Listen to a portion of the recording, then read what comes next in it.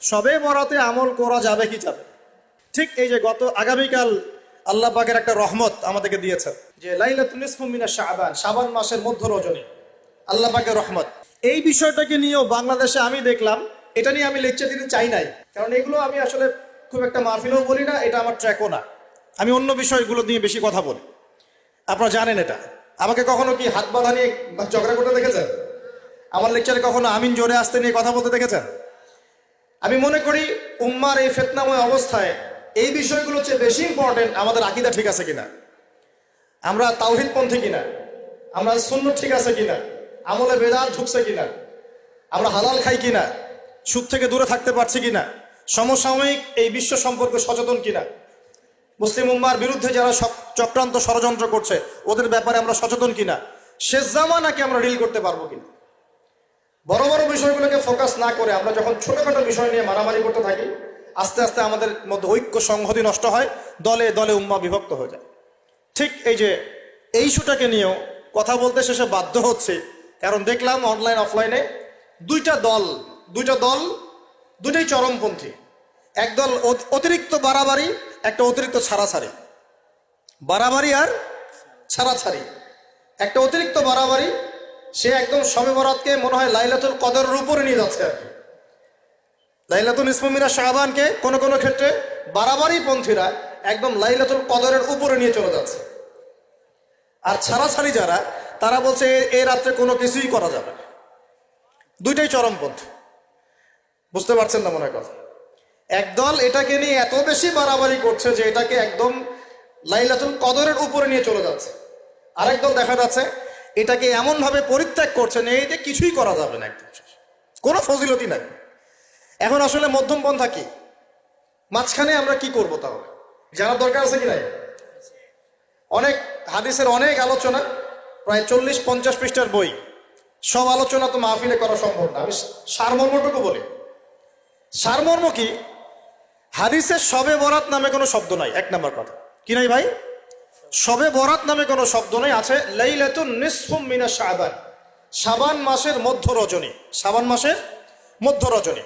শাবান মাস কি? উত্তর, নবী সাল্লাল্লাহু আলাইহি ওয়াসাল্লাম রমজান মাসের পর যে মাসে রোজা রাখতে বেশি গুরুত্ব দিয়েছেন তার নাম শাবান। আমার সাথে বলেন, শাবান মাস কি? নবী সাল্লাল্লাহু আলাইহি ওয়াসাল্লাম রমজানের পরে যে মাসে রোজা রাখতে খুব বেশি গুরুত্ব দিয়েছেন তার নাম শাবান।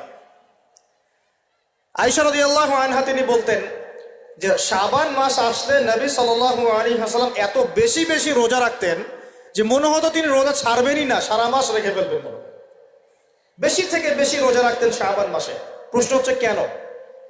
উত্তর, এমনিতে এই মাসটা বরকতময় এবং এই মাসে আল্লাহ পাক তার রহমতে বিপুল সংখ্যক মানুষকে জাহান্নাম থেকে মুক্তি দান করেন। সুবহানাল্লাহ। নবী সাল্লাল্লাহু আলাইহি ওয়াসাল্লাম এই মাসকে তাজিম করতেন। এই মাসের সম্মানার্থে, এই মাসে আল্লাহর রহমত বরকতের স্বার্থে নবী করিম সাল্লাল্লাহু আলাইহি ওয়াসাল্লাম এই মাসে বেশি বেশি রোজা রেখেছেন। সুন্নত কি শিখলাম? শাবান মাসে বেশি বেশি রোজা রাখা সুন্নত। একটা কি পেলাম ভাই? শাবান মাসে বেশি বেশি রোজা রাখা সুন্নত। আপনি যদি মুকিম হন, শরীর সুস্থ থাকে, মুসাফির না, আপনার সুস্থতা আছে, সব ঠিক আছে, আপনি চেষ্টা করবেন এই মাসে বেশি বেশি রোজা রাখার। পারা যাবে ইনশাআল্লাহ? এটা নবীর সুন্নত হবে। আরেকটা হাদিস মাথায় নিয়ে না, আজকে সারা ওয়াজ ভুলে গেলে এই ওয়াজটা ভুলেন না। কি হাদিস? নবীজি বলছেন, তোমাদের সামনে, হে আমার সাহাবীরা, তোমাদের সামনে এমন একটা যুগ আসছে, ওই যুগে আমার সুন্নতকে ধরে রাখাটা হাতের মধ্যে আগুন ধরে রাখার মতো হবে। আমি অনেকদিন এই লেকচারে এই হাদিসটা বলেছি।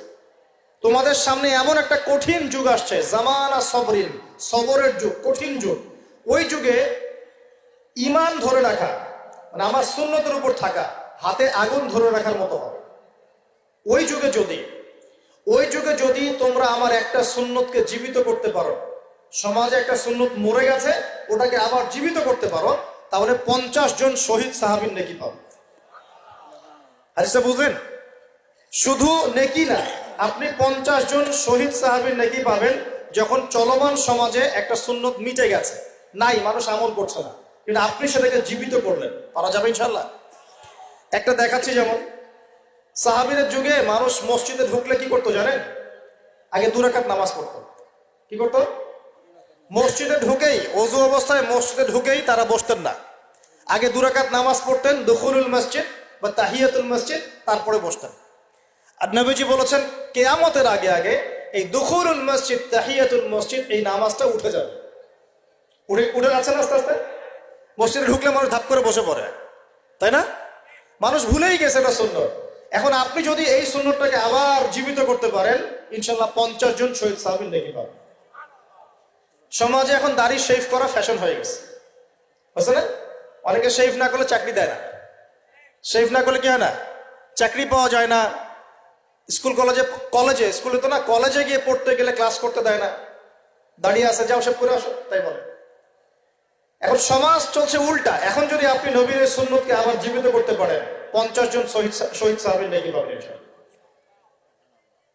রাতে ঘুমানোর সময় একটা সুন্নত আছে, 33 বার সুবহানাল্লাহ, 33 বার আলহামদুলিল্লাহ, 34 বার কি আল্লাহু আকবার। বহু মানুষই পড়ে না।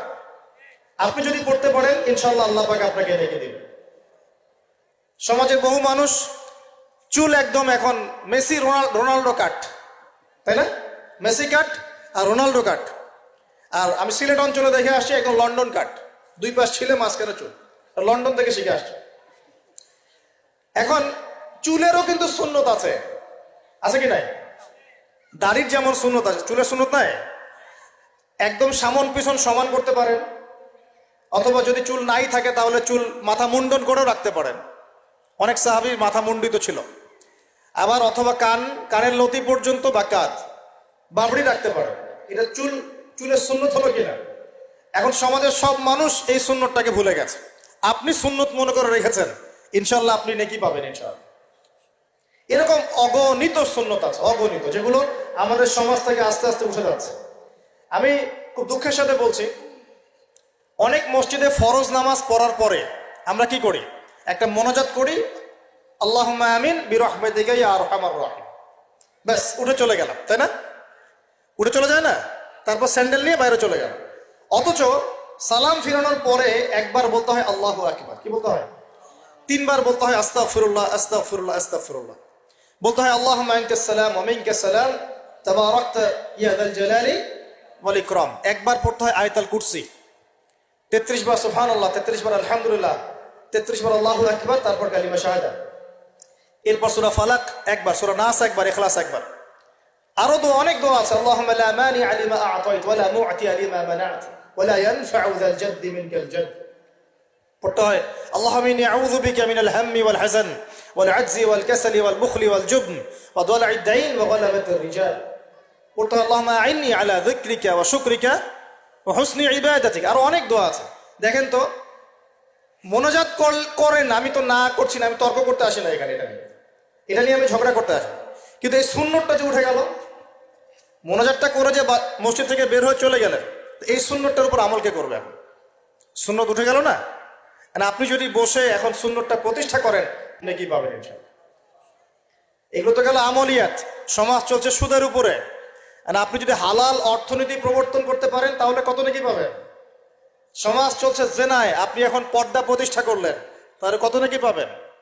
সমাজে চলছে দুর্নীতি, আপনি এখন আমানতদারিতা, ইনসাফ প্রতিষ্ঠা করলেন, কত নাকি পাবেন? সমাজে চলছে শয়তানি, সব শয়তানি। কি চলছে? শয়তানি। এখন আপনি আল্লাহ রাব্বুল আলামিনের ওহী প্রতিষ্ঠা করলেন, কত নাকি পাবেন?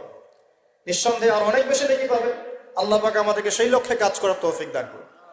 প্রিয় ভাইরা, যে কথা বলতে এখানে আসলাম, এক বাড়াবাড়ি, এক কি ছাড়াছাড়ি, এর মাঝখানে কি একটা ফজিলত জানলাম। শাবান মাস মানেই এই মাসে নবীজি বেশি বেশি রোজা রাখতেন। তাহলে আমরা কি করবো এই মাসে ভাই? 1 নম্বর কাজ, বেশি বেশি রোজা রাখার চেষ্টা করবো ইনশাআল্লাহ। আল্লাহ তৌফিক দান করবেন। এবার আরেকটা পয়েন্ট বলি, সামনে রমাদান মাস। রমজান মাস আসলে আমরা মাশাআল্লাহ পরিপূর্ণ মুসলিম হওয়ার চেষ্টা করি, কিন্তু সারা বছর এটা ধরে রাখতে পারি না। রমজান মাসে যে নামাজ পড়ে না, সেও মসজিদে যায়। দেখা যায় যে জুমার নামাজও পড়ে না, ও তারাবির নামাজ পড়তে যায়, যায় কি না? ওই দিন গিয়ে বলে এসি দেন, ইমাম সাহেব এসি অন করেন, তাই না? সারা বছর তো আসে নাই। ওই দিন গিয়ে ইমাম সাহেব এসি বন্ধ কেন? এই মুয়াজ্জিন সাহেব ফ্যান দেন। তখন ওখানে গিয়ে কি বলবো, হ্যাঁ, মাতব্বরি করে আর কি। যাক, তারপরেও যে মসজিদে আসছে, আমরা দোয়া করি আল্লাহ হেদায়েত দান করো। আমরা তো কাউকে পিছনে ফিরাই দিব না, দিব? এখন রমজান মাস আসলে আমরা মাশাআল্লাহ রোজা রাখি, মানুষকে ইফতার করাই, দান সদকা করি, আমরা যাকাত দেই, তারাবি পড়ি, কোরআন তেলাওয়াত করি, আমরা মাশাআল্লাহ অনেক আমল করি। এই আমলগুলো কি একবারে ধাপাস করে ধরে ফেলা সম্ভব? না একটা আস্তে আস্তে ট্রেনিং প্রসেস লাগে? একটা ফ্যান চালু করলে ফ্যানটা কি শুরুতেই ধাপাস করে ঘুরতে শুরু করবে, নাকি আস্তে স্লোলি স্লোলি সে মোমেন্টাম ধরবে? কোনটা? আস্তে আস্তে সে গতি পাবে না, ধীরে ধীরে গতি পাবে। ঠিক শাবান মাসে এত বেশি রোজা রাখা, ইবাদত করার অর্থ কি? যাতে রমজান মাসে আপনি পরিপূর্ণ ইবাদত করতে পারেন। বুঝতে পারছেন কথা? রমজানে গিয়ে তো শুরুতেই সব ইবাদত ধরে ফেলা সম্ভব হবে না। মনে করেন আগামীকাল পহেলা রমাজান, আজকে থেকে আপনি সব ইবাদত একসাথে করতে পারবেন? তখন কি আপনি বেগ পেতে হবে। কিন্তু একটা মাস আগে থেকে যদি ট্রেনিং নেন, ইনশাল্লাহ রমজান মাসে ইজি হয়ে যাবে। এটা একটা কারণ নবী সাল্লাল্লাহু আলাইহি ওয়াসাল্লাম শাবান মাসে বেশি বেশি রোজা রাখতেন, আমল করতেন। আল্লাহ পাক আমাদের সবাইকে শাবান মাসে বেশি বেশি আমল করার তৌফিক দান করুন, যাতে রমজান মাসে গিয়ে আমরা সুবিধা পাই, রমজান মাসের হকটা আদায় করতে পারি। এবার এই মাসে নবী সাল্লাল্লাহু আলাইহি ওয়াসাল্লাম কি বলেছেন একটা হাদিস থেকে আগে বুঝি। এই হাদিসটা সহ অনেক হাদিসে এই একই রকম কথা এসেছে এবং এই হাদিসটা বিশুদ্ধ। এটাকে অস্বীকার করলে হাদিস অস্বীকারী হয়ে যাবে। বাড়াবাড়ি গ্রুপ, ছাড়াছাড়ি গ্রুপ, উভয়ের জন্যই নসিহত। নবী সাল্লাল্লাহু আলাইহি ওয়াসাল্লাম বলেছেন, ইন্নাল্লাহ তাআলা, নিশ্চয় আল্লাহ রাব্বুল আলামিন, লা ইয়াত্তালিউ ফি লাইলাতিন নিসফি মিন শাবান, শাবান মাসের মধ্য রজনীতে আল্লাহ রাব্বুল আলামিন তার রহমতের দৃষ্টি প্রশস্ত করেন। সুবহানাল্লাহ। আল্লাহ পাক শবে বরাত মানে আমরা যেটা বুঝি প্রচলিত অর্থে, লাইলাতুন নিসফু মিন শাবান, শাবান মাসের মধ্য রজনী, যে 15 শাবানের এই যে রজনী, এই রাতে আল্লাহ রাব্বুল আলামিন তার সৃষ্টির দিকে তার রহমতের দৃষ্টিটা প্রশস্ত করে দেখেন, প্রশস্ত করেন। এবং ওয়াগফিরু লিজামিই খালকিহি, আল্লাহ পাক তার সমস্ত সৃষ্টিকে মাফ করে দেন। আল্লাহ পাক কি করেন? তার সমস্ত সৃষ্টিকে কি করেন? মাফ করে দেন। কথাটা ভালো করে বোঝেন। আল্লাহ পাক তার সমস্ত সৃষ্টিকে মাফ করে দেন, ইল্লা, তাদেরকে ব্যতীত। এক, ইল্লা লিমুশরিকিন, এক নাম্বার যে ব্যক্তি মুশরিক, যে শিরক করে আল্লাহর সাথে, যে আল্লাহর সাথে শিরক করে। আর দুই, মুশাহিনিন, যে ব্যক্তি অন্তরে মানুষের সাথে বিদ্বেষ পোষণ করে, হিংসা বিদ্বেষ মনে আছে এরকম ব্যক্তি, এবং মনের মধ্যে শিরক আছে, শিরকি আকীদা, মুশরিক, এই দুই শ্রেণীর মানুষ ছাড়া আল্লাহ পাক সমস্ত মানুষকে মাফ করে দেবেন। সুবহানাল্লাহ। তাহলে এই রাতের ফজিলত প্রমাণ হলো কিনা? রাতের ফজিলতটা প্রমাণ হলো কিনা? আচ্ছা, এখন এর ব্যাকআপ আরো অনেকগুলো হাদিস আছে। ওই সবগুলো হাদিসকে একত্রিত করলে এমনই কনক্লুশন আসে। এছাড়াও আরো কিছু দুর্বল হাদিস আছে, এগুলো দুর্বল, সনদগতভাবে অন্যান্যভাবে দুর্বল। ওখানে আরো কিছু পয়েন্ট পাওয়া যায় যে আর কাকে কাকে আল্লাহ পাক মাফ করেন না। সবাইকে তো মাফ করেন, আর কাকে কাকে করেন না। এই হাদিসে দুটো পেয়েছি, এটা একদম অকাট্য। এটা হলো মুশরিক, আল্লাহ পাক মাফ করেন না। দুই, যে অন্তরে হিংসা বিদ্বেষ পোষণ করে, হিংসা বিদ্বেষ আছে, এদেরকে আল্লাহ মাফ করেন না। আরো কিছু দুর্বল বর্ণনা থেকে পাওয়া যায়, এটা দুর্বল বর্ণনা, কিন্তু জেনে রাখতে তো সমস্যা নাই। সমস্যা আছে? আর পাপ তো পাপি, দুর্বল হাদিসে আসুক আর কঠিন হাদিসে আসুক, পাপ তো পাপি নাকি? পাপ ছাড়তে কোনো সমস্যা আছে? তো তৃতীয় এক শ্রেণীর নাম পাওয়া যায়, যারা হচ্ছে আত্মহননকারী, নিজেরা নিজেদেরকে আত্মহত্যা করেছে, এদেরকে আল্লাহ মাফ করে। আত্মহনন বোঝেন কিনা? আত্মহত্যা যারা করে, আত্মহনন, এটা একটা শ্রেণী পাওয়া যায়। 4 নম্বর একটা পাওয়া যায় আত্মীয়তার সম্পর্ক ছিন্নকারী, আত্মীয়তার সম্পর্ক ছিন্নকারী। 5 নম্বর একটা পাওয়া যায়, সেটা হলো মাদক দ্রব্য সেবনকারী। মাদক দ্রব্য সেবনকারী, যুবকরা খুব ভালো করে শোনায় এগুলো। মাদক দ্রব্য সেবনকারী আল্লাহ সবাইকে মাফ করেন, মাফ করছেন না। আরেকটা পাওয়া যায়, সেটা হলো যারা জেনার পাপে লিপ্ত আছে। কিসের পাপে ভাই? জেনার পাপ। এরকম আর কিছু ব্যাকআপ পাওয়া যায়, কিন্তু এগুলোর বর্ণনা দুর্বল। বর্ণনা কি? দুর্বল, কিন্তু পাপ তো পাপই নাকি? এই পাপগুলো তো পাপ, এই পাপগুলো করলে কি আল্লাহ খুশি হন? অকাট্য সহি থেকে পাওয়া যায় এই দুইটা, মুশরিক এবং মুশাহিন, যারা শিরক করে, অন্তরে বিদ্বেষ পোষণ করে, আল্লাহ পাক এদেরকে মাফ করেন। এখন আগে জানি শিরিক থেকে কিভাবে বাঁচবো, শিরিক কি এবং কেন, তারপরে জানবো হিংসা বিদ্বেষ, তারপরে আমরা যাব এই রাত্রে আমরা কি করতে পারি। মনে রাখবেন, আমল করতে হবে তিনটা বিষয় খেয়াল রেখে। কয়টা বিষয় ভাই? আমল করতে হবে তিনটা বিষয় খেয়াল রেখে। এক, আমল করতে হবে একমাত্র আল্লাহ পাকের সন্তুষ্টির জন্য। এক নম্বর কি বলেন? এক আল্লাহর সন্তুষ্টির জন্য, কারো সন্তুষ্টির জন্য না, কারো জন্য না, শুধু কার জন্য? দলিল হচ্ছে ইন্নাস সালাতি ওয়া নুসুকি ওয়া মাহইয়ায়া ওয়া মামাতি লিল্লাহি রাব্বিল আলামিন ফাসাল্লি লিরাব্বিকা ওয়ানহার। দুই, আমল হতে হবে একমাত্র নবী সাল্লাল্লাহু আলাইহি ওয়াসাল্লামের সুন্নাত মোতাবেক। কার সুন্নাত মোতাবেক? নবী এবং সাহাবীদের সুন্নতের সাথে মেলে না সেই আমল করা যাবে না। নবী এবং সাহাবীদের সুন্নতের সাথে মেলে না সেই আমল করা যাবে না। তিন নাম্বার, আমলটা যত সুন্দরী মনে হোক, আমলটা যত সুন্দরী মনে হোক আর যত মানুষই করুক, যত মজাদার মনে হোক না কেন, নবী করেন নাই, সাহাবীদের থেকে প্রমাণ নাই, আমল করব না। করলে বেদাত হয়ে যাবে। কি হবে?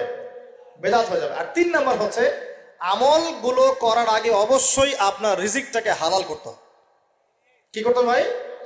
ব্যাস এই তিনটা শর্ত পূরণ করে আমল করলে ইনশাআল্লাহ তাআলা আমরা জান্নাতে যাবো ইনশাআল্লাহ। আমরা আশাবাদী আল্লাহ পাক আমাদেরকে জান্নাত দিবেন ইনশাআল্লাহ।